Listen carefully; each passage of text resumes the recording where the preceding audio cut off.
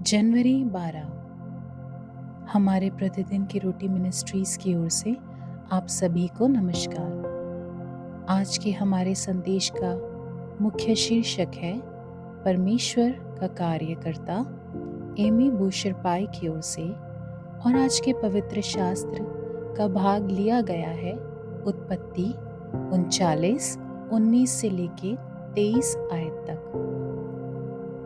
अपनी पत्नी की ये बातें सुनकर कि तेरे दास ने मुझसे ऐसा ऐसा काम किया, यूसुफ के स्वामी का कोप भड़का और यूसुफ के स्वामी ने उसको पकड़कर बंदी गृह में, जहाँ राजा के कैदी बंद थे, डलवा दिया।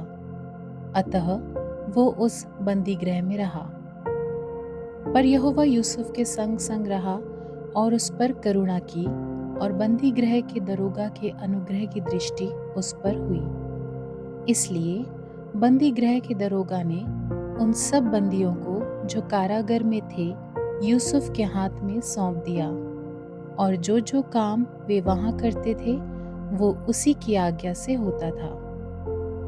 यूसुफ के वश में जो कुछ था उसमें से बंदी गृह के दरोगा को कोई भी वस्तु देखनी न पड़ती थी, क्योंकि यहोवा यूसुफ के साथ था, और जो कुछ वो करता था यहोवा उसको उसमें सफलता देता था। मध्य पूर्व के एक शरणार्थी शिविर में जब रेजा को बाइबल मिली तो उसे यीशु के बारे में पता चला और वो उस पर विश्वास करने लगा। मसीह के नाम में उसकी पहली प्रार्थना थी, मुझे अपने कार्यकर्ता के रूप में उपयोग करें। बाद में शिविर छोड़ने के पश्चात परमेश्वर ने उस प्रार्थना का जवाब दिया जब उसे अचानक से एक राहत एजेंसी में नौकरी मिल गई, और वो उन लोगों की सेवा करने के लिए शिविर में लौट आया जिन्हें वो जानता था और प्यार करता था। उसने खेलकूद, क्लब, भाषा कक्षाएं और कानूनी परामर्श की स्थापना की, कुछ भी जो लोगों को आशा दे सकता है। वो इन कार्यक्रमों को दूसरों की सेवा करने और परमेश्वर के ज्ञान और प्रेम को साझा करने के एक तरीके के रूप में देखता है। अपनी बाइबल पढ़ते समय रेजा को उत्पत्ति से यूसुफ की कहानी के साथ तत्काल संबंध महसूस हुआ। उसने देखा कि जब वो जेल में था तब परमेश्वर ने अपने काम को आगे बढ़ाने के लिए यूसुफ का उपयोग कैसे किया। चूंकि परमेश्वर यूसुफ के साथ था, उसने उस पर दया की और उस पर अनुग्रह किया। जेल प्रबंधक ने यूसुफ को प्रभारी बना दिया और उसे वहां के मामलों पर ध्यान नहीं देना पड़ा, क्योंकि परमेश्वर ने यूसुफ को जो कुछ वो करता था उसमें सफलता वो देता था।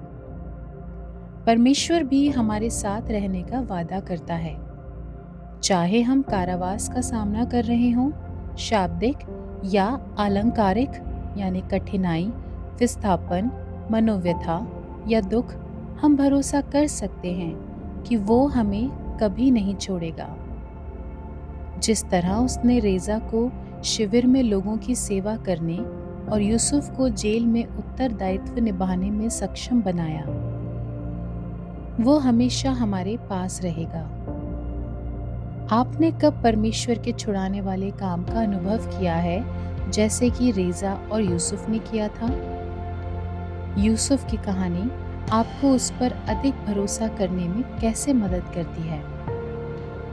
बचाने वाले परमेश्वर, आप मुझे कभी नहीं छोड़ते, तब भी जब मैं सबसे कठिन परिस्थितियों का सामना करता हूँ। कृपया मुझे अपने जीवन में आपका काम देखने की आशा और आंखें दें। आमीन।